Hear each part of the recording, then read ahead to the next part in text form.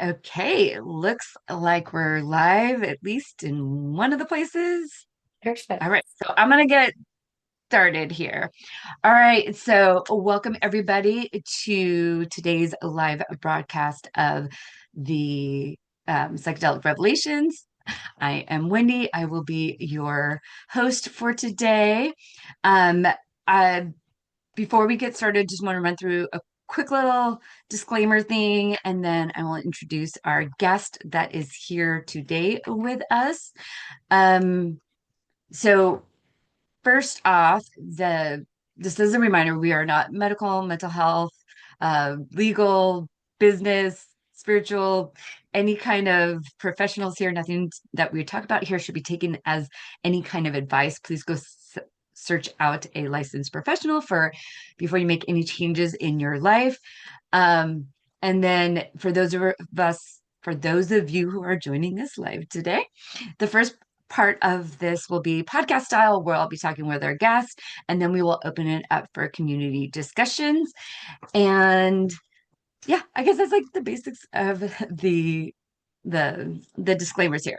So now let me introduce my guest right now. Her name is Kailey Baxstrome.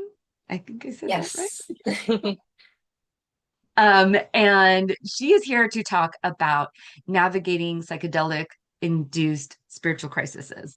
So I want to say welcome, Kailey. Thank you so much for having me. I'm so happy to be here. Before we get started, we always have, want to take a moment for two things. One, I'm going to invite everybody right now. I need this just as much as anybody else listening, to kind of take a moment to ground into place. So, if it's safe for you, I invite you to put your hand over your heart, maybe close your eyes, Mm.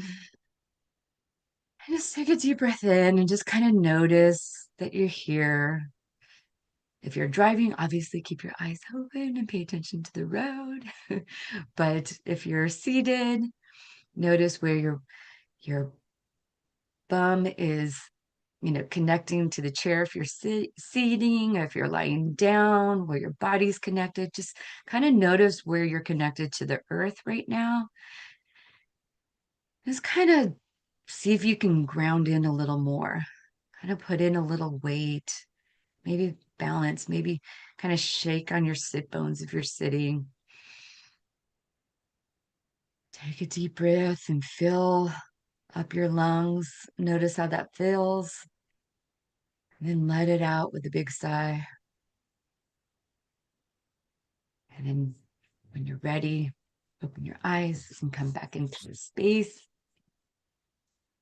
So, with that, I feel very thankful for this moment. And so now I want to open it up to you and give you a moment to kind of think whoever, whatever is coming up in your mind before we begin our discussion.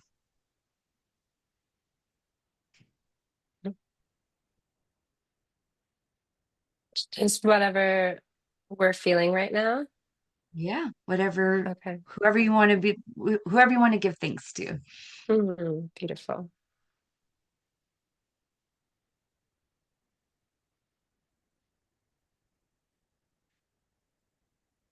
Mm. And if you would like to share that with everybody, that's what for our guest, we like to, Oh, yes. yeah. Yeah. I'm just feeling thanks for the land right now. I'm located in Vancouver on the territory of the Squamish, Musqueam, and Tsleil-Waututh peoples. And this land has like shown me things I didn't even think were possible and offered me a sense of home that I had not experienced before. So that's kind of what's coming up for me. Oh, that's beautiful. Yeah. Um, so before we get started, I want to kind of introduce you so people kind of know like who you are.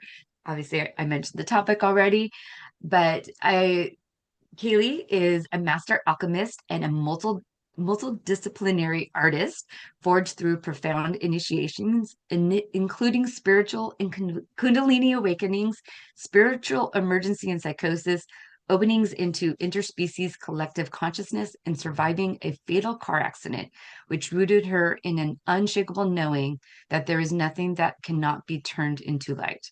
Her artistry spans poetry, modeling, and shibari, where she embodies and channels the muse, weaving sovereignty, surrender, eros, inquiry, and devotion to God into living artistic transmissions. After 5 years in the psychedelic space, as president of the UBC Psychedelic Society, co-facilitator of UBC's first psychedelic science course, ceremonial spaceholder, and researcher of cannabis and consciousness, she now specializes in the somatic integration and alchemy of psychedelic-induced spiritual emergencies.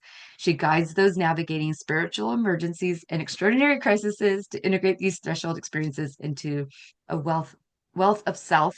I like that, wealth of self, purpose, expression, and a deepened connection to the divine. Woo! All right. So that's a lot in there to take in. So let's I'll let you kind of start with kind of what led you to this work, because I think it's Mhm. usually not a normal path. Like, it's not a normal conversation, and it's probably not a normal path. Not that there's a Yeah. normal.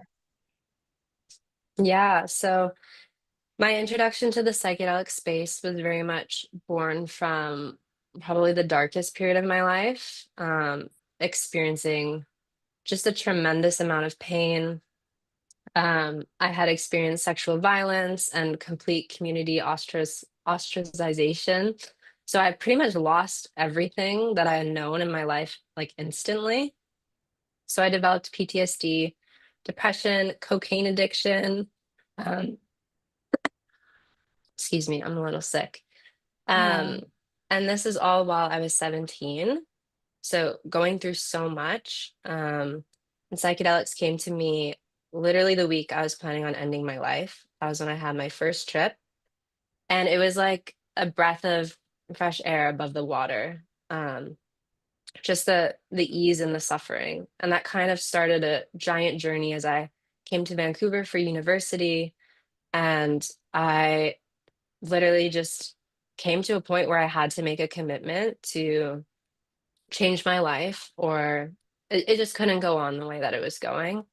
And so I started working with mushrooms primarily, and I healed all of those things in a matter of 3 months, which was like absolutely incredible. So I used to experience like 7 hours of PTSD flashbacks and looping a day. And then to go to a place where I would literally wake up and like look out the window and cry tears of joy for being alive, and so Mm. much forgiveness for people. And so, healing from the PTSD and depression really opened up the whole spiritual side as well. And I just felt so much pain. Like I was just going through layers of pain during these experiences and expressing it and coming back to my body. And it was both beautiful in the connection to God and the space that I was opening up into. But at the same time, I developed some spiritual ego just from the things I was experiencing, like these goddesses coming out of the sky, and also, navigating all this still at a very young age. And that led me to attempt my largest trip, which was pretty much equivalent to 21 grams of mushrooms. Whoa. Yeah, yes. Would not recommend this to anyone. And that was my first spiritual emergency. And it was, yeah, there's not really words that can describe the kind of experience that is. Like the best way I could describe it is like a flip book of life through the cosmos, but just at such a fast and dysregulating pace. Um, and this is also where I opened into the collective pain of all farmed animals on Earth since the beginning of time, and just this enormous level of suffering and feeling so confused because I'm still an 18-year-old girl trying to make sense of this, and my ego was still hanging on. And so I left this experience like, I mean, I was so dysregulated. I just wasn't there at the point of coming out of it. And so I had not really known that like develop PTSD from a psychedelic experience, you can leave not feeling better. I mean, you can leave like with your entire sense of reality shattered, and then it's just picking up the pieces from there. And so that dove me into a quest to understand what had happened and also return home to my body and integrate the enormous amount of like shattering of self that had happened during that experience. And so that was my introduction to the spiritual emergency space. And I have gotten myself over the past 5 years to a place where the questions of the experience are revealed, but most importantly, like I'm no longer in terror of the experience, and I have actually found the light in the experience. And so that's really what I help clients experience as well. Because it's much more common than I think people realize to have such dysregulating experiences in the psychedelic space. So that's kind of the introduction. Um, Gosh, there's so much that's coming up for me, just personally. There's, I don't have a same, but different. I have elements that are Hmm. completely different, but there's elements that are same, um, in some of the experiences in my life. So, there's something that you said that, okay, let's just start with the definition of what a spiritual emergency is. So at Hmm. least, right now you shared your story and people can infer, but let's just kind of set that boundary for the rest of this conversation so Yeah. we kind of know what we're talking about within a spiritual emergency.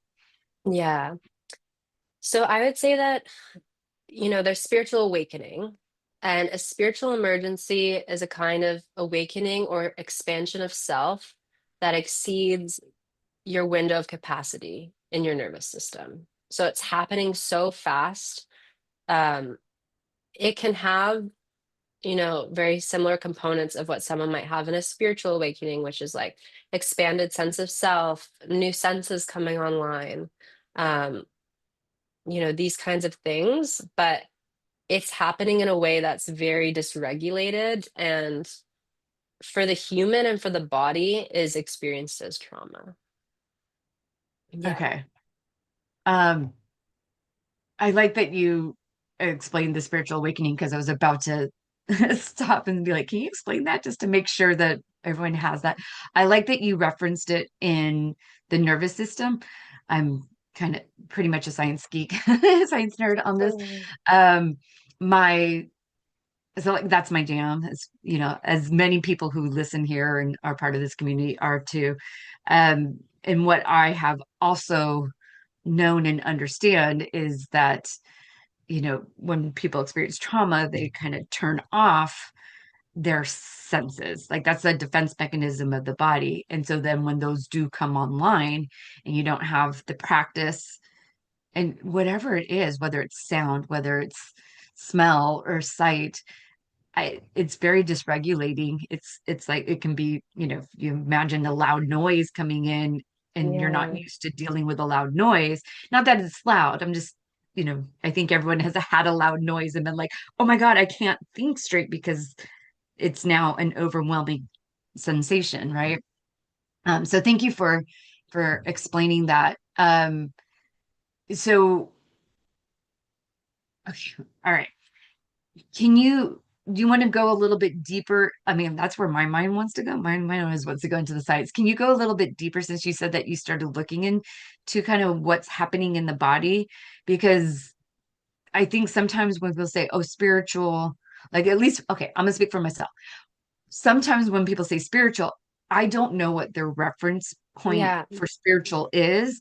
I know my reference point for spiritual. And I think that I always feel more comfortable talking about the body, not to say because we can at least all agree on, okay, this is a hand, that's an arm. But when it comes to a perceived, like something happening internally, how do you compare that with someone else?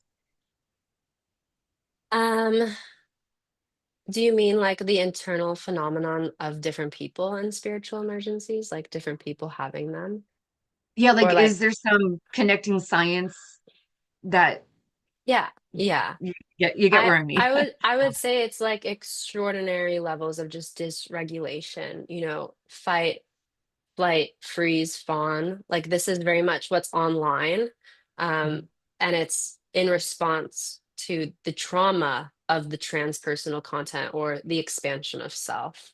So for me, how that literally played out in my experience was like I was trying to shut down my body. So I was trying to squeeze my life force out of my body for 16 hours straight. Like, so you Yeah. can see people like it can look extraordinarily similar to psychosis, where it's like, you're doing like a kind of repetitive behavior and like you're saying things that might not make sense.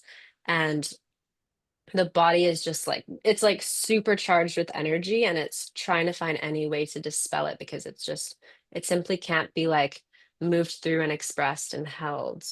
um I Yeah, I guess that's kind of the commonality. So I think Mhm. people could respond really differently within that.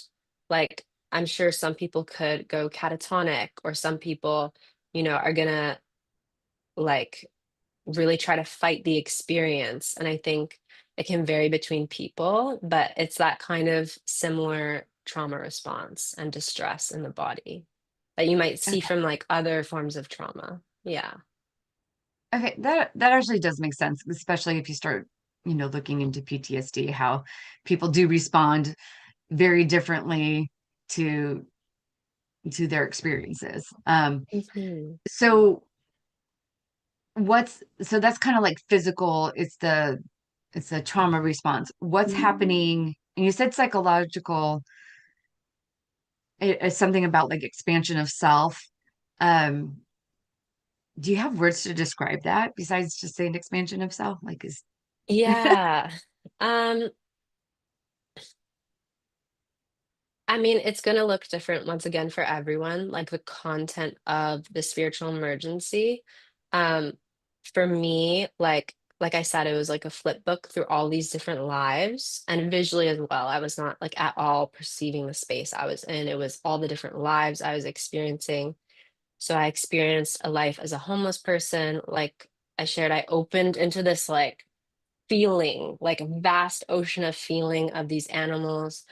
I re-experienced both of my parents' lives. And the psychological piece that I really want to touch on here is when the body is not able to feel and like process the information, you can find yourself like reaching out and grabbing onto like really distorted stories of self, because stories are kind of our grounding point for the mind in a sense, right? It's like the narrative of who we are. And for me, when I was experiencing the pain of these animals, and at the time I didn't realize it was the pain of these animals, that's a piece that's come from integration. um I just didn't understand like the darkness and the density of the feeling was so heavy. So I thought I had killed the earth. Like that was like literally what I thought I had done. And so that's kind of an example of like when you can't process the feelings, you can just like kind of latch on to whatever story works. And then the process of integration is like you now have this narrative of self that's distorted, that can be extremely like painful and self-flagellating. And you know you've attached to it because it gives you something, because the terror of just the massiveness of the confusion and experience, you'd rather have something than nothing at like in these spiritual emergencies, um, when you feel you can't process it. So the psychological piece, with everyone kind of I've come in contact with, different clients, and just hearing stories of people with different spiritual emergencies, like it's very common that people will land on a story of self to try to like hold on and preserve themselves, but the story can be very maladaptive when they come back out of the experience. And there has to be like a lot of work to let go of the story, because to let go of the story is to let in just like the I don't know, the extraordinary horror and beauty and everything that the experience was. Yeah. Okay. Um, whew, that's actually, I was getting really worked up just thinking about all of that. So is someone like more predisposed to this? Are there indications that someone could maybe look out for? Because Yeah. because since it's so internal, how does someone, especially like those of us who are in the psychedelic space and might be, you know, whether we're providing preparation, integration, or the actual journey itself, like, is there a way we can kind of screen for it or something like that? Yeah. Yeah. I would say, anyone who has um kind of any form of trauma, I would say is a bit more predisposed, especially if the trauma is still really alive in their sense of self and in their body. Just because it can get really blown up and then kind of spiral into that kind of experience. But I would say the biggest thing, like anyone who's a facilitator, and this is so near and dear to my heart because I feel this isn't done really well enough in the space, is like somatic work beforehand. Please, everyone, just like encourage somatic work beforehand. Because if you already have some kind of repressed emotion, like if you can't express anger or like shame would just like cause you to just shut down in real life, and then you're going into that space, um like if I was able to express all of the feelings I was having in that experience, it wouldn't have turned out into trauma and an emergency. So the greater our capacity to feel and be with our internal experience, the better equipped we are for it not to, become traumatic and become an emergency. And for whatever awakening that's happening internally to be met by ourselves and contained and held by ourselves. So I really enjoy just like somatic resourcing, like also teaching people how to go into their body and get in touch with different qualities. Like, where in your body does your sense of power live? And also, like, if a feeling comes up, like, what is the tone of that feeling? Like, can you express that feeling? Like, what is the physical, like, movement? Is it like hiding? Is it like, I don't know, like, whatever it is, being able to go into it and just like get into your body and like be raw, be kind of primal in that, so that if it shows up in the psychedelic experience, you can meet it. Yeah. Mm, I I love what you're saying here. From my personal experience, so I'm not a guide, but I've been a part of journey spaces, and some of my clients have actually been in the journey space, like as a coach. So I'm a coach. Um, and at the time I'm an orgasm and neuropleasure coach, but now I do microdosing. So at the time they were clients that were, you know, talking about different things. And so I would sometimes have clients kind of run to me because they knew that I could tell them what body position, because I started understanding this earlier. Like, there is a equal and opposite physiological positioning to whatever you're experiencing. And if you can learn how to get, if you can help the person get to the basically turn off switch for what signals that position is sending to the brain, you can then send different signals to the brain. So I love that you brought up the somatic, because that is by far like what I've seen also to be the quickest way. So um, Yeah. that's okay. So is that then kind of what you suggest people do if they're like, say you're in a psychedelic space and someone is having experience? Um, I mean, I'm assuming there's different degrees, right? Because also sometimes don't people kind of lose a sense of self, but then they come back, right? And it's a matter of being able to come back. Is that really where I mean, I'm assuming that's the difficulty, but Yeah. um, I don't know what my question was there. Sorry. Um, it was more about, like, do you interfere in the middle? Like, are there warning signs? Like, if someone's in the middle of a psychedelic experience where you're worried about them not being able to come back, or is it just kind of wait and see? I would say like you can usually perceive the degree of dysregulation that's going on, like in the moment of the experience. And I would say like in the moment of the experience, honestly, like I think it's hard for people to fully hold that, like as facilitators, because it can be very terrifying. And like the second that the terror or like the concern enters the facilitator's being, the other individual in the spiritual emergency is likely so sensitive that that can just spiral them worse. Um, so I would say like really being able to like hold witness presence is so important in the moment as you're with someone having this kind of experience. And then I would say skillfully reorienting them back to the body as much as possible, um, or encouraging them to surrender. Because with psychedelic induced spiritual emergencies, like it's because it's exceeding kind of your capacity, a lot of times you're not in a space of wanting to surrender or like feeling able to surrender to that. So I would say, like, taking action if you can in the environment to promote a space of surrender, holding the witness presence of, ultimately everything is okay, everything is well. Um, that's going to help for sure. And just trying your best to kind of gently guide them back to the present moment or the body, especially if you're highly associated with a story, because yeah, it's just at that point you can get so lost in the mind sauce, um, that coming back to senses is really vital. But I would say like the other option, which I didn't have people offer me this during my experience, would be to take something like a trip killer. And um personally, I know there's like mixed thoughts about this in the community.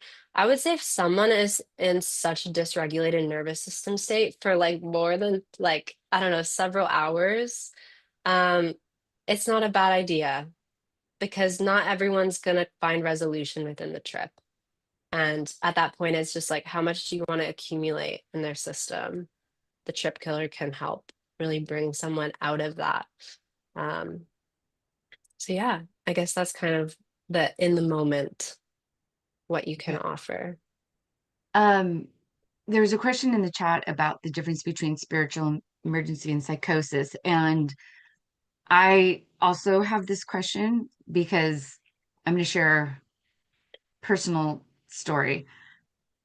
Many, many, many, many, many, many years ago, I drank so much that I can honestly, and there was a moment where I realized if I continued, I was outwardly expressing something, but there was also dialogue going on simultaneously. So it was a deep separation of reality in that moment, but I could see reality and also experience a different reality. And there was a moment where I was like, if you keep thinking this way, it's gonna be really hard to come back. It was like I could I Mhm. could understand that because I could understand how my thoughts were not were not right. It did not feel like a spiritual emergency because I have since had something that felt that overwhelming, thing, and it did not feel the same to me. But that's my personal, obviously, I'm only coming from a N of one here. What is the difference then between a spiritual emergency and psychosis? Yeah, I would say the difference is that, other mental health conditions, like the person is generally healthy. Um, the person is aware that there is an inward experience happening. There's transpersonal content. So it is like, I mean, transpersonal is such a hard word to describe. I mean, I could go back and say, well, there's spiritual content, but then it's like, well, what does that mean? But there's like themes of self-realization, I guess is the easiest way I could put it, however that looks for the person. And there's been several categories that have been mapped out by Stan Groff. And so these categories are really useful because like a lot of spiritual emergencies can kind of like fall into one of these.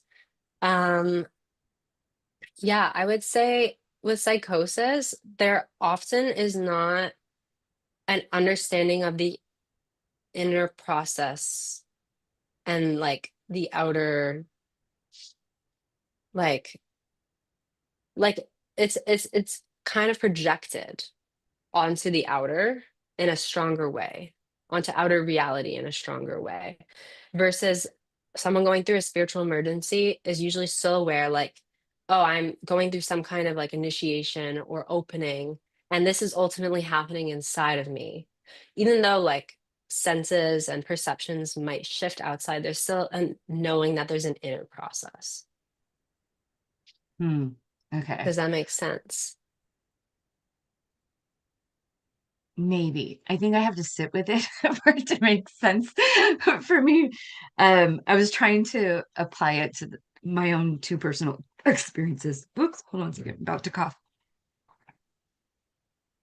Sorry. Um, I don't know. I might come back around and have you, like kind of Yeah, dip into that because it is, I think this is the part that's always hard, right? Because we're trying to make sense of someone's personal internal experience by their outward expression of what right. we're interpreting, right? And the reason I say that is because there's one particular situation that's coming like to mind where a person I was journeying with was literally stuck in a loop, Yeah. and they were going to give her a trip killer, and then I was able to get get in there to talk with her, and then brought she wanted to come back, so I helped her come back. But and I know that sounds weird and very aloof. So just for background, my dad was schizophrenic, and he didn't live with me full time, but I had enough experience. He was a part of my life, like in and out as a part of my life. So I have many different experiences with him, Yeah. being in psychosis, but there was always a level of reality with his experiences that I could find that thread to hold on to, so I could use Mm, that thing that he was talking about that was true and bring him back to the rest of everything that was true. So I think I I'm very flavored by that. So this conversation has a very different probably experience for me than maybe some other people. So that's why when you're talking about the difference between spiritual emergency and psychosis, I'm struggling with it because yeah. I I just always saw it as like a psychosis, and I don't know, like, because I dealt with psychosis. And so when I've seen it in other places and people say, oh, it was a spiritual emergency, to me it still feels the same. But Yeah. I guess Well, that's I my think that own makes perspective. sense too. Yeah. Like that, I think, you are almost like bringing up a really vital point here, which is they have almost always historically been associated and clumped in until very recently, unless you're talking about like indigenous cultures who had an understanding of spiritual awakenings and initiation. Like anyone who is going through a spiritual emergency historically is treated the same. So, yeah, I think like even, I did a course with Zendo this past summer, and they're still researching and trying to like, it's still a very new concept that it's like one of the first times they've even really included it in their course, spiritual emergency. And they're developing a course for practitioners to help distinguish between psychosis and spiritual emergency. So it's still so like ripe and really new. And I think, yeah, it is really tricky and nuanced, and it can be hard to discern. And there is just objectively a lot of overlap at the same time. So Yeah. Yeah. I don't know how I feel about, I think they're kind of all one and the same, and maybe even spiritual emergency and psychosis. I don't think either one of them are the right term. that's fair. But maybe because spiritual emergency, meaning that the emergency part is, but I don't know. Spiritual, I guess it's because we don't have, I guess if you define spiritual as something that can't be defined by science, then it is a spiritual emergency, right?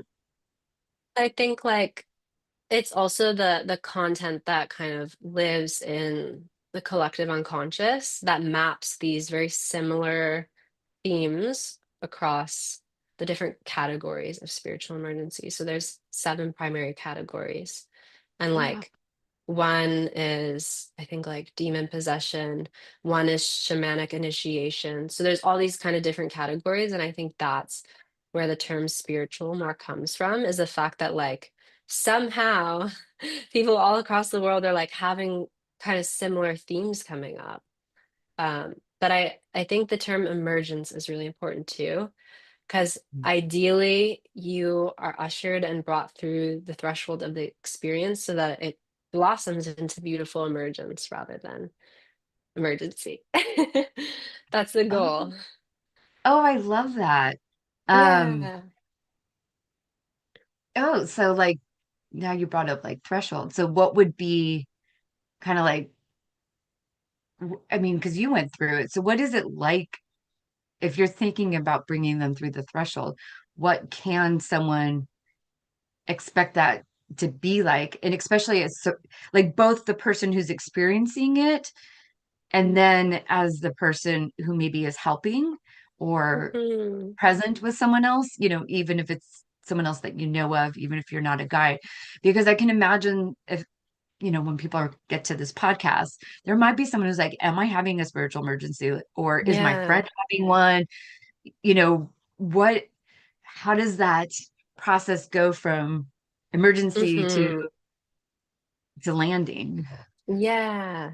So this is very much the beautiful work of integration, and it can take a lot of time. I would say the primary kind of shift or transition is like it might first be experienced as heaviness or darkness or pain, and there's like suffering with the experience. But when brought through to emergence, it turns into something light and positive, and it feels like you've actually gained back parts of yourself rather than perhaps in the emergency, you're like, I've lost myself. I don't know who I am. Like, what's going on? And then in the emergence, it's like, oh, wait, I understand now. I'm comfortable. I'm feeling safe. And I'm moving through the world with like, vital and true information now a part of me. And that's moving through the world with me forever. And like to use kind of the example with the animal pain that I experienced in mine, it's like the beautiful part on the other side is like, oh, I actually am one with animals. Like that is fundamentally me. When I look at an animal, it's like it's the same light of awareness. It's the same illumination and presence. And that is me. And now I get to like relate to animals in a complete, like radically different way than when I went in. And I thought like those are separate. Those are like that's not me. And now it's like I've gained this whole family or part of myself, um, and so yeah, that's kind of an example. But how that actually works, um, the integration, there's a lot of different techniques. The first part is always going to be landing someone back in their body safely.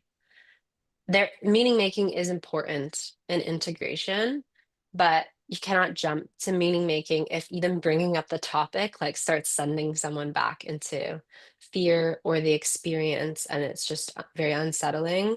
So the first part is very much, at least in my practice, somatic work, coming back, like regrounding. Um, and the kind of two hardest things I see in the beginning is there is such a sense of urgency.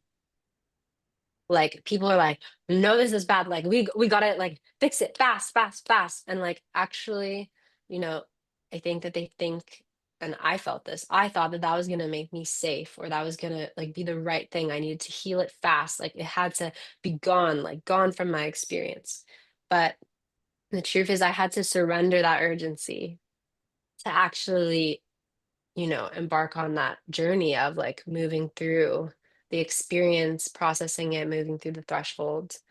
And letting go of the story is really hard for people as well, because people can often want to come at it from like the angle of the mind, but we have to come at it from the body ultimately to integrate.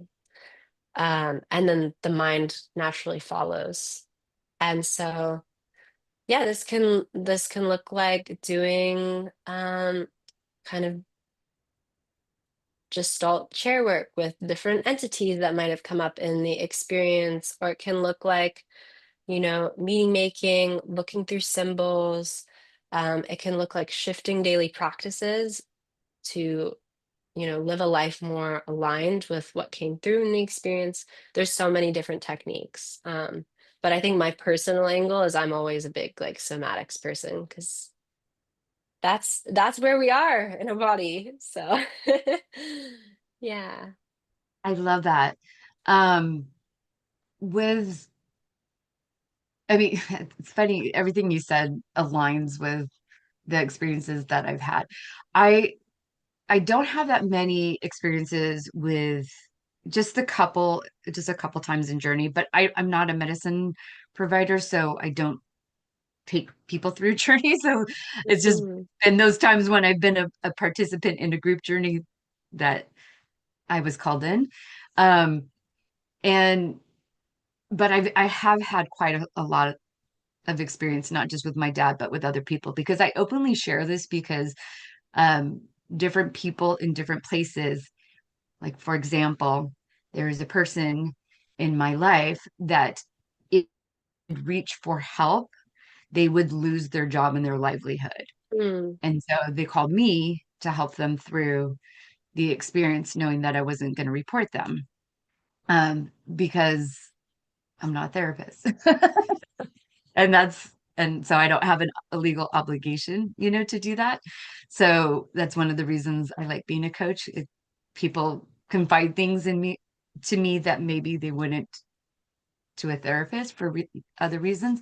And always it's about bringing them into their body. Like I've never seen a single time, because you can't land if you're not in your body like that. If you're up here, you Yeah. have to come back in here. So I love that you talked about the somatic part and like integration and preparation, because I think that's just so, it's starting to be more of the conversation, but I definitely see it missing a lot still in conversations. And and there's two sides, like there's the therapy side, and then the people are still going to be out there recreationally having these experiences. Can I ask, you said the first time where it came to you, was it recreational or was it like journey therapy work, quote unquote? Like with my spiritual emergency, Yeah. yeah, I would say it was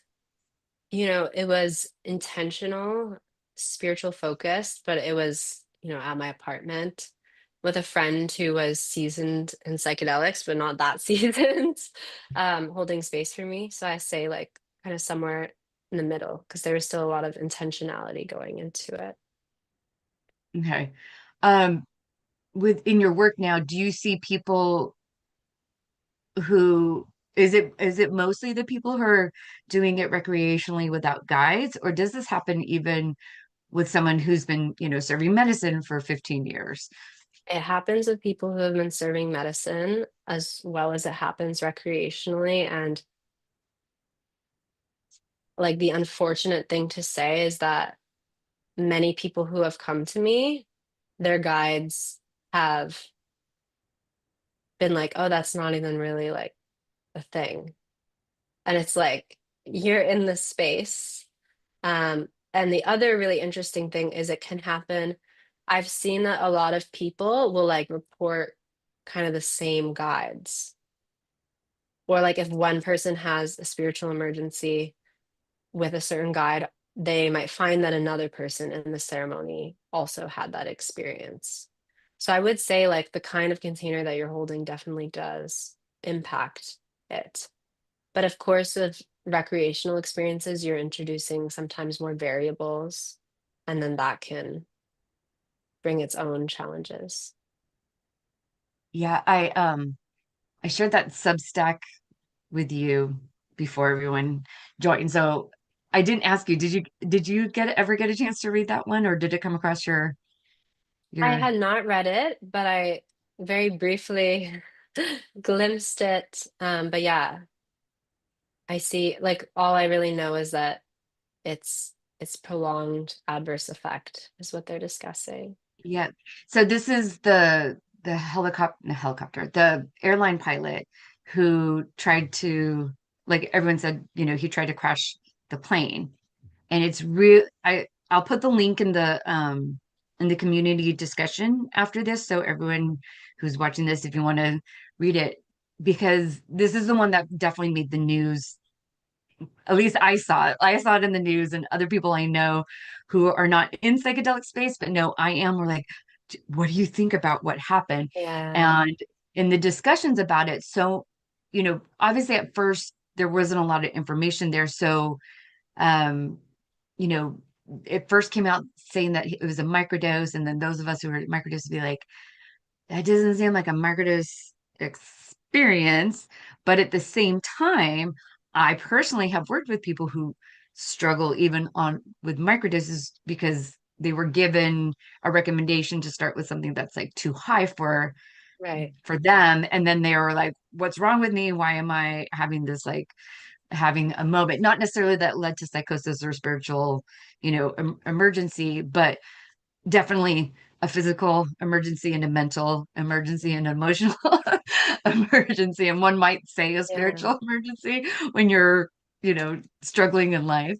Um, and so in this one, he did a large mushroom journey with friends, and, no one there was, even noticing that anything was wrong, because he was just kind of like living. But when you read through it, it's it's heartbreaking, because you can see how this person had this experience, and the reason he theoretically tried to kill people, wasn't trying to kill them.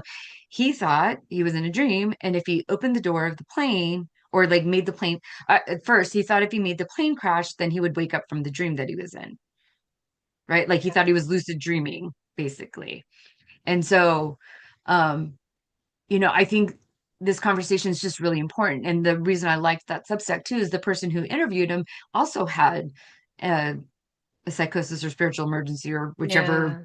whichever format. And when you read through it, you'll see that it feels a little bit like, I don't know how to tell the difference between spiritual emergency and psychosis, because it feels like it was both.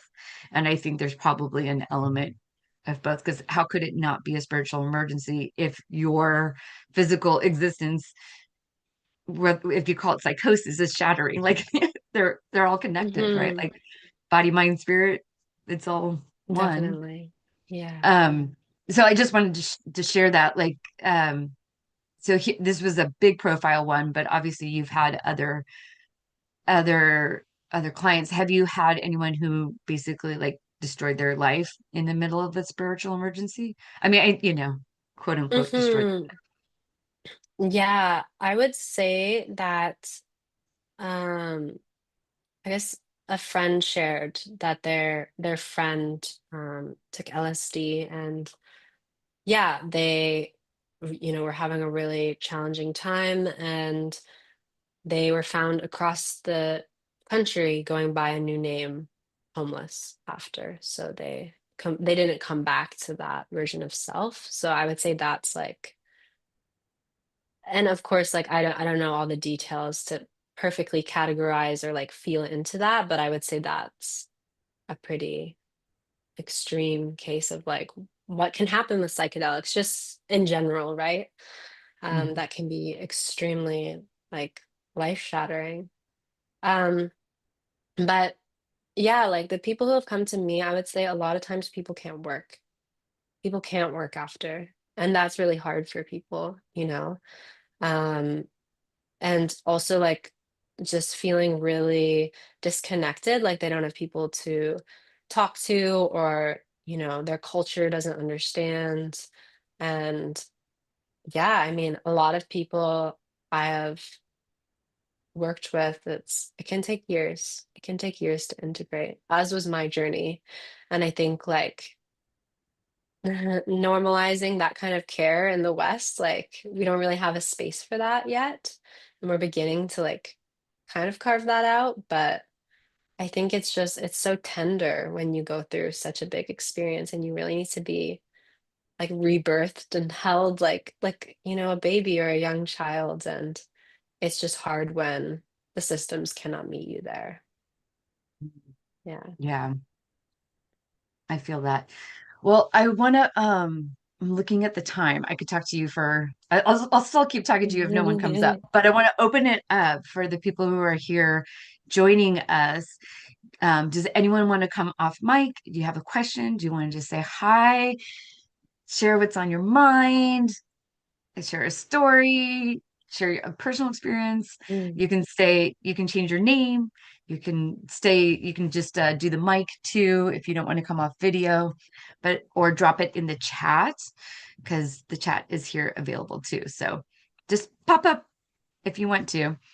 Um, I will read this right here from someone in the chat that says this was about the question on the difference between spiritual emergency and psychosis, where some quick research says that spiritual emergency can be resolved, integrated, where psychosis isn't typically resolved without medical intervention.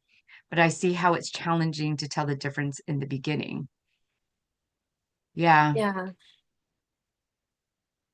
I would Um, say like it is just really challenging.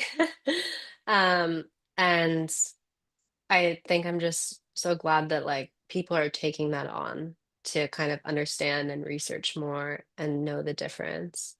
Yeah, I'm curious, like the definition of medical intervention. Like, does that simply mean a trip killer? Does that mean like, a more expansive sense of medical intervention?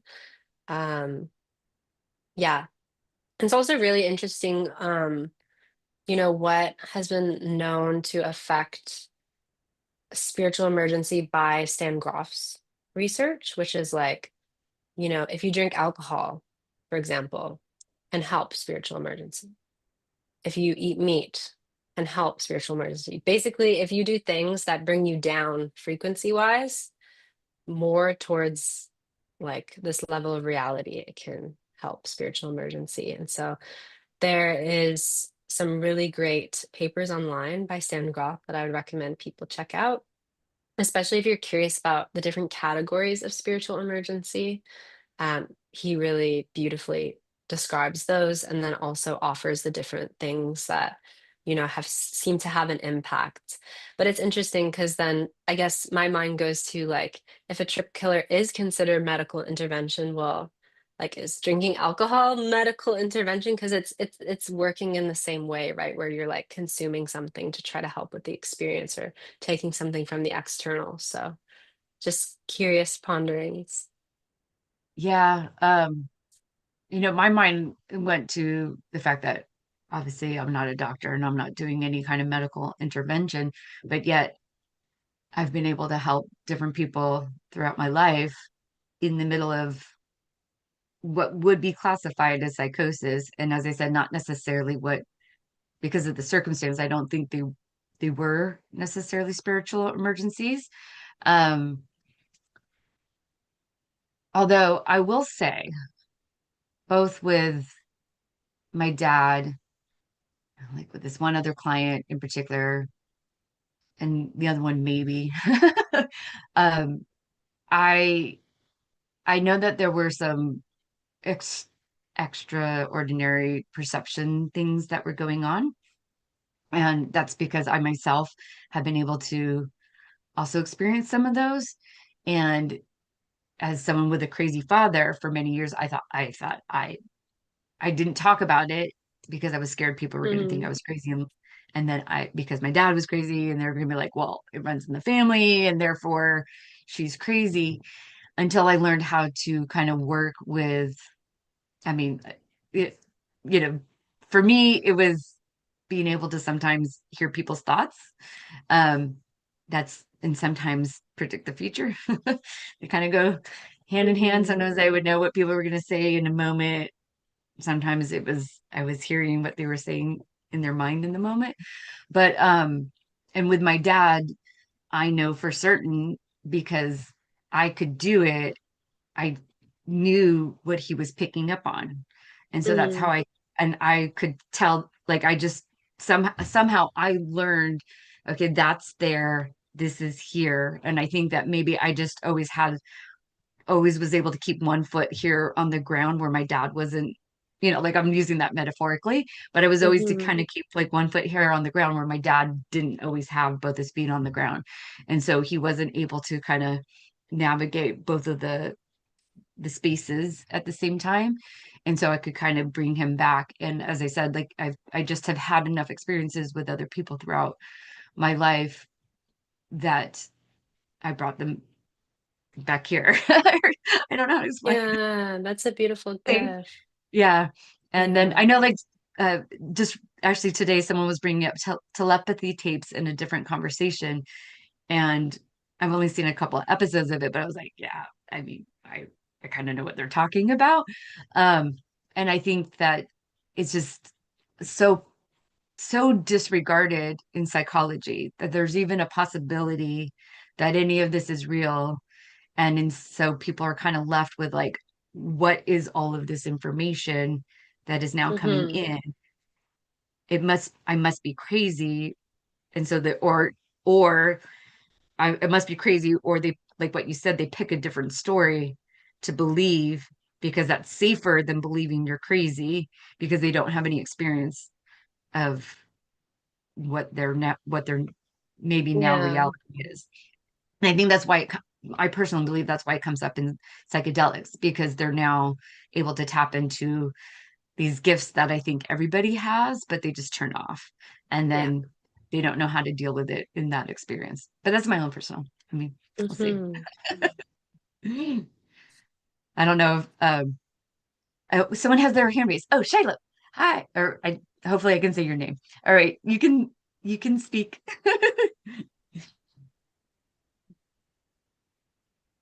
Oops, we can't hear you if Know you're if you saying guys can. something. Yeah. Hi, this is actually Dylan. My partner Shiloh's in the background. Oh, look at that! You came out of the blur. Hmm. Um, I just I wanted to share that I had a spiritual emergency slash psychotic break last year, and it seemed as though it might have actually been the second one in my life because about a little over 10 years before that, I had had I guess, a break from reality that at that time I didn't identify as a spiritual emergency after using psychedelics at a rainbow family gathering. Um, Anyways, I won't go into all the details of them, but I I just wanted to share that for me, the struggle has definitely been real and trying to ascertain, and am I just crazy? What happened to me? Was this spiritual? I think Wendy, you were just mentioning like maybe some like what do they call them? EST, you know, psychological gifts. It was kind of the first time that in a long time at least, that I was experiencing like intuition. Um, this all culminated like as our baby was coming, our newborn baby. Um, I actually basically just kind of like really left reality the very morning that our baby was born. But it had been like a culminating thing for a week or two where I was getting, I don't know, what would you say, just really disconnected? Well, I'd say it was culminating more over like probably like a 6 month period with like the couple weeks before she was born was like the things you were like talking about. It was like obvious you were like experiencing a lot of different realities. You were not like grounded here in this reality, but then there was like you were saying like the intuition, like there would be things that you were saying and then like you knew the baby was coming. Even though her due date was the 20th, you like knew that she was going to be coming before that. And then you even like Mm. knew that um that she was going to be born, and you were even saying that. Um, so there was a lot of like intuitive things like coming through as well, but there was no like sometimes you would be like grounded and you would be just like intuitive and like fully present, and then other times it was like, where are you? What are you talking about? But there was like that one instance where you had come to me and you were like, you were like, it was like really serious, like I could feel this like intense energy, and you were like, you broke open my heart. And then you said, can you see the duality? And I was like, at the time I'm just like about to have a baby. I'm like, God, I need you to be like present and here. And so I couldn't see it. But then I'm like, after everything passed and I'm like trying to integrate the experience, I'm like, absolutely, I could see the duality, In that moment, I didn't want to see the duality. I wanted you present with me, but it was looking back, I'm like, yeah, it was. You were like, you were in this high space, this low space. It was like all of these different pieces. It was almost like you were trying to like sort yourself out and like traveling to different like realms and times and parts of yourselves. And like that was what was all coming through. Yeah, that lines up with what I had been trying to do that summer. I'd spent a lot of the summer doing like a morning individuation practice where I was asking for help from the divine and the elemental. And but yeah, it's just really um it's good to know that there's like a lot of other people out there that are have been through this and had similar experiences, and definitely interested in talking more with other people who've been through this. Sounds like you guys do some coaching, maybe. Um, but thanks for sharing and hosting this event. Thank you so much for sharing your story. Yeah, I wanted to say like, whew, that must have been so much, especially with the baby coming through to be navigating all of that. And I also, yeah, just the different kind of like reality hopping, I so relate to that. That was very much my experience. It was like, I'm back, I'm going somewhere else. Do. But like kind of like flipping and jumping and like, I don't know, all around the cosmos. So yeah, I really feel that. Um, and I guess I'm just curious, like, how, like, do you still feel that this affects you in your daily life now? Yeah, definitely. So it was not this very past September, but the September before that it culminated at the birth of our daughter on the 7th. And just to put a little more information in there, what ended up happening was my parents had come to the property. Shiloh had been like, things are getting pretty intense with Dylan. Can you come help? Maybe bring him somewhere to get some help. And I had seen a practitioner in southern Vermont some years ago, and so my mother was planning to bring me down there to see this, uh, you know, therapist or some of the people at the office that I'd been to years ago. And uh, didn't take long. Once I left here, I got arrested pretty immediately once I got down into society because we live up here in the middle of nowhere. Um, and I ended up at the state hospital after like 10 days in jail where I don't hardly remember anything. And was just completely like off the walls crazy. Like they were like, yeah, this dude's office rocker. Hmm. He's go to the second. But once I calmed down at the state hospital, I kind of entered back into some of these blissful type of experiences, which a lot of the summer had glimmers of that, which was different for me. It was like, I sort of saying I was like I was able to connect with the divine and the elemental and some intuition and some like healthier parts of myself. But after coming out of the state hospital, I went into a really bad depression. And at this point, I'm feeling really disconnected from, whatever the message was in the experience. I guess you could say I've definitely struggled to integrate it. And my partner Shiloh is like she's really awesome. She reads a lot of books on spiritual stuff and has been very supportive. And so even with that, I'm still like, I'm struggling. You mentioned like not being able to work. So she's got a cleaning business. So I clean with her and I don't really like to do it, but it's like I'm just feeling very indecisive, unconfident, and incompetent at times. And I've been kind of had that roller coaster circular thought process that really dominated things last winter after the state hospital, after I returned home before too long. Um, so it's definitely still, I'm feeling the effects from it. I'm still hopeful. Like I want to figure out how do I get back to the positive aspects of the experiences, like where I had the waking up with the sun every day and doing a morning individuation routine. Um, I would love to get back to some of that. Because I Yeah. just feel like that was a experience and a bit. But yeah, I hope that Yeah. answers your question. Questions I'm happy to answer. Yeah, yeah. I was just curious about, yeah, how much it was alive for you. And it's, these experiences are so interesting because there are these like bits of gold there as well. And then there's also like the so muchness. And I really relate also to feeling like struggling with confidence after it because it's just so like what just happened to me? And it- it doesn't feel like you have a firm grounding of self to even trust sometimes. At least that was my experience.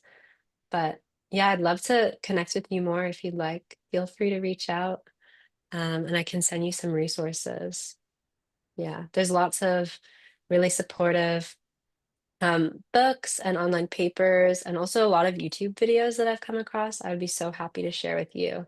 And I also, yes, I do support people in integration and navigating these experiences. So, yeah, you can reach out to me if you'd like. Uh, Sounds great. uh, Thank you. I was going to say, if you can, Keely, can you also put those resources into that community discussion Yeah, I will do first? that. So that way, if anyone comes and watches this on the replay at some point in time, they can still, find everything that we're talking about here. Because as I have seen, people just really don't talk about this, but it is a real Mm, reality for a lot of people, like right here. And I'm so thankful that thank you, Shiloh, for sharing your very mhm, vulnerable share, because that's brave, you know. So um I I know that your words right now are going to have a ripple effect because you were brave enough to share it. That is very evident. And because there will be people who will see this again, and there will be that they will see that they're not alone in this experience, because I think that's mhm. always, to me, I think that's one of the hardest parts, is feeling alone, you know. Oh, Dylan. There we go. Yes, thank you so much. Oh yeah, Dylan. Yeah. Thank you. Like as I'm reading it right there next to your face, my brain is putting Shiloh instead of Dylan, so I should say Dylan. Thank you, Dylan, for correcting us. Does anyone else want to pop in here with anything, or do you want to do any more reflections, or even share maybe some of those resources? Just kind of say them right now in case someone doesn't want to Hmm. go to our community discussion. Yeah. Well, the main one, I can actually just check on the exact title.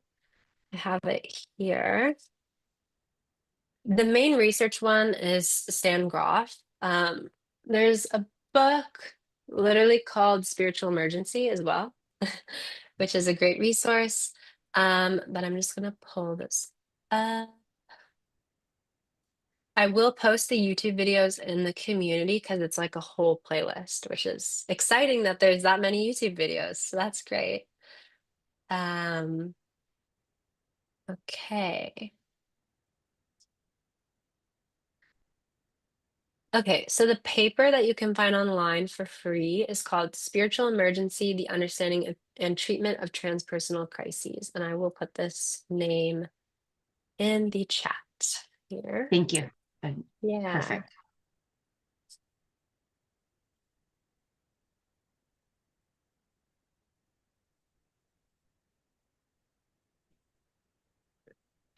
Dylan, I wanted to thank you for sharing about the intuition part coming through too, because that is something, as I said, that was a consistent thing that I have seen with everyone who's going through psychosis or spiritual emergency, or as you know, I'm still struggling with the definitions on it and which one's which, is that they do have some extra sensory perceptions that feel very it's very difficult for them to process because they don't have the tools to even admit it. Maybe even like one of them was a religious thing, so they their only option is either I'm crazy or there's some other story that is not extrasensory perception, but some other story explaining something that they couldn't explain. So, have you seen that either with yourself or with other people, that there are qualities that maybe lie outside of what people call normal? Yeah, I would definitely say that.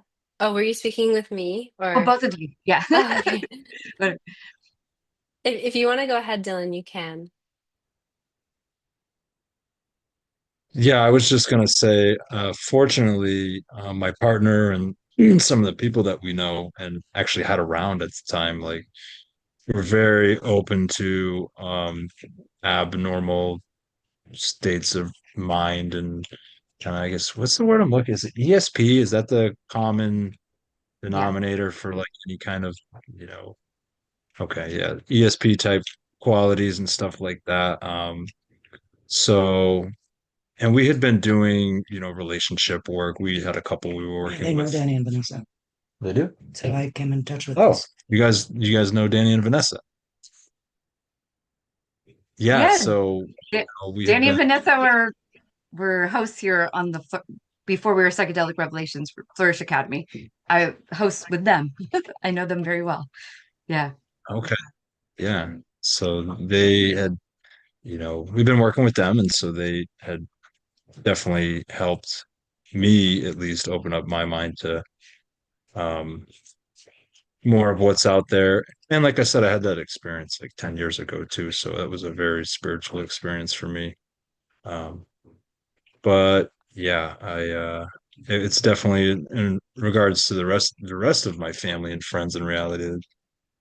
People just probably think I'm crazy. People probably already did before that. I'm like we're like raging hippie nudists that just don't really like to give a crap about anything. So, but yeah, that's it's definitely one of the judgments that I deal with for myself is like, everybody probably just thinks I'm crazy. No one's gonna want to like work me except for my friends.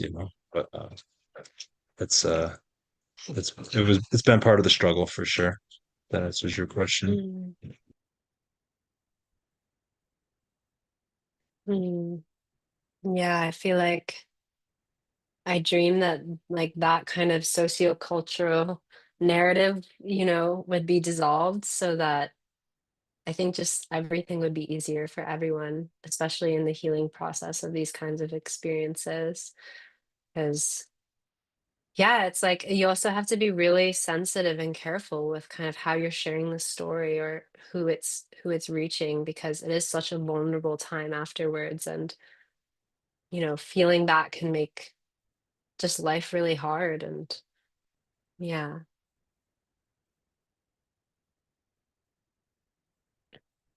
Um, so Keely, have you seen the extrasensory perception part with people? Yeah. I would say it's pretty much like universal usually with these experiences, especially the sense of synchronicity is usually like off the charts. Just like the connections, everything is so connected and conclusions can be drawn so rapidly from thing to thing. And I had pulled up this paper here, so I just thought this might be useful to share this kind of criteria. So this is by Stan Groff and Christina Groff.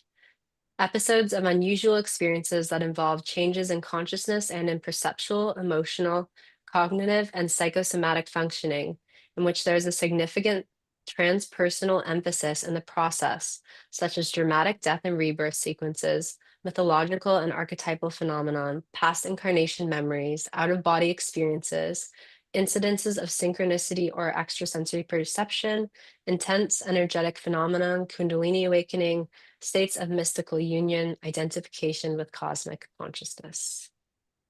So I feel like that kind of helps more orderly define spiritual in a sense. The kinds of, yeah, unique relating to consciousness that can show up in these experiences. And just to kind of share a couple of the primary patterns. We have awakening of the serpent power kundalini, shamanic journey, psychological renewal through activation of the central archetype, psychic opening, emergence of a karmic pattern, and possession states. So these are some of the categories of spiritual emergency. Mm. And if you do check out that paper, it's all beautifully explained, like what each of these can look like. So it can be really helpful if you have had a spiritual emergency and you're like, feeling alone in it, kind of finding some similarity with the category can be really supportive, I found. Thank you for sharing that. Whew.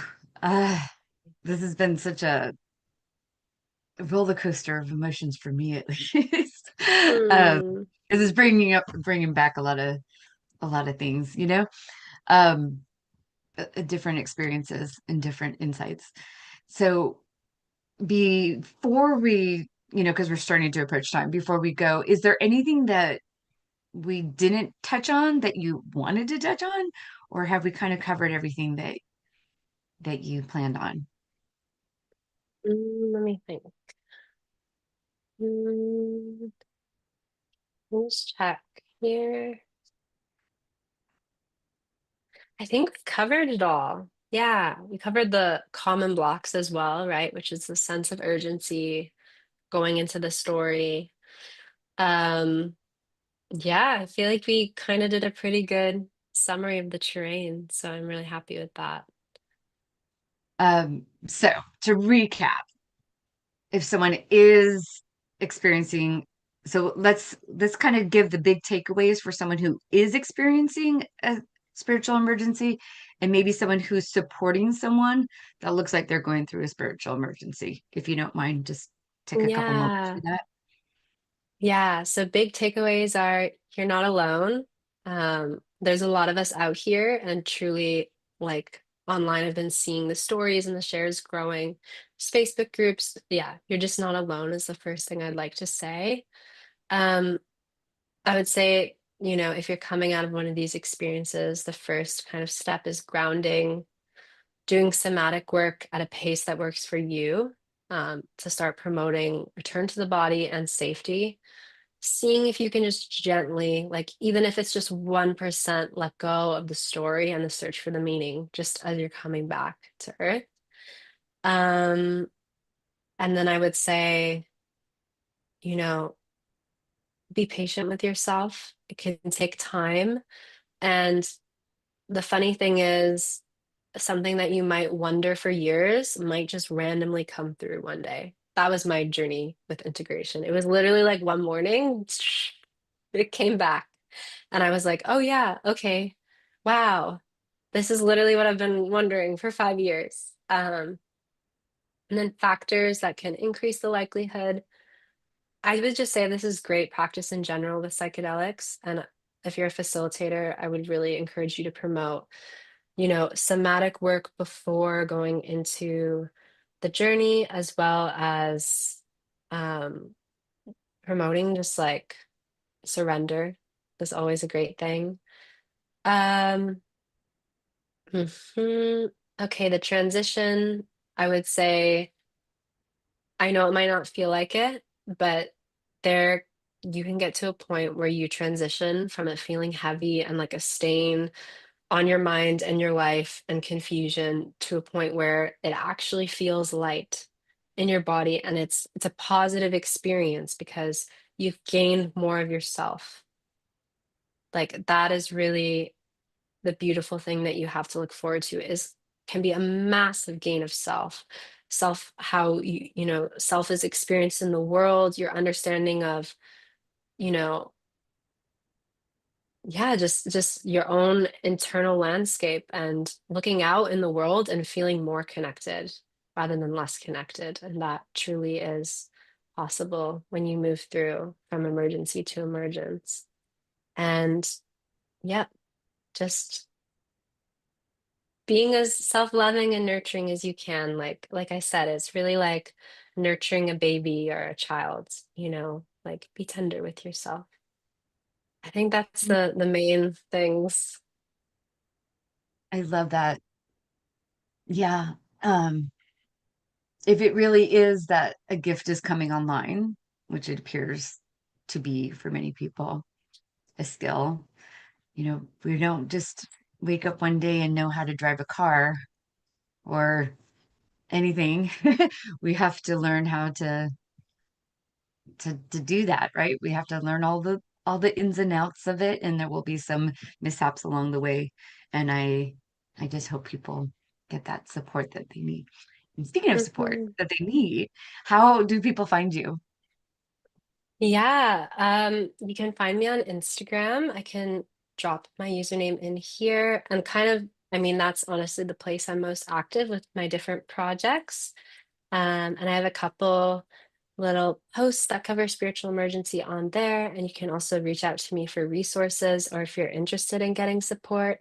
I do free 30-minute exploration calls, and we can see if working together would be a good fit. And yeah, I'm located in Vancouver, so I do in person and online. And I just love supporting people. I love bringing people through the threshold. It's a lot of fun seeing, yeah, just the blossoming and being able to tend to someone. It brings me a lot of joy. So do reach out to me. As a fellow Substacker, I saw you have a Substack too. Yes. Yes, I have a Substack as well. I'll actually pop that in there as well. Um, I have a piece on spiritual emergency that's going to come out soon. I write about all my crazy life things, from surviving fatal car accident to grieving a pregnancy. Everything's on there. Also, spiritual and non-dual poetry that I write. So, yeah, Yay. find me there. Well, if last chance for anyone who's here live, if you want to come off mic or video and want to even just say thanks or whatever, here's last opportunity. Ariel, oh, yeah. Hi, my name is Jessica. Um, I just had a really quick question. Getting more specific, I did have like a ceremony where you um, go on like a journey to find your soul. And I remember being in kind of like a spiritual emergency. Um, and I don't quite remember how the person guided me through, but I was just really curious because this is something like I'm really wanting to go into. Yeah, so what are some ways, like I know music can be really grounding, but to work through that threshold while you're in that like spiritual emergency state? Yeah, I would say, yeah, music can be really supportive. Any kind of, you know, kind of sense perception meditation where it's like, what do you taste? What do you hear? I think it is important to note that like the responses might not be kind of from the reality that you're in. And at the end of the day, like if someone can get to a point where they're having catharsis and they're like feeling feelings, that's always really beautiful, because that's moving the energy through in an embodied way. So ultimately, like just holding them, as in like, being present with them and seeing the perfection and the okayness that's still there, even as they're going through that, is very, very vital. because they 100% will be able to sense if you're internally freaking out as well. Okay. So, yeah, Thank you so much. I'll probably of reach out to course. you. Yeah, please do. Yay. Well, with that, I will. I want to thank you so much for being here because, as I said, great conversation that isn't often discussed. Um, and then a little housekeeping. Next week it's Thanksgiving here in the United States, so there will not be a live conversation. But the following week we will have on David Chin and Joni Poon talking about exploring diversity in the psychedelic industry. So please go over there, register, and join us for that conversation. And one last any last closing thoughts that you want to have before I'll take us out?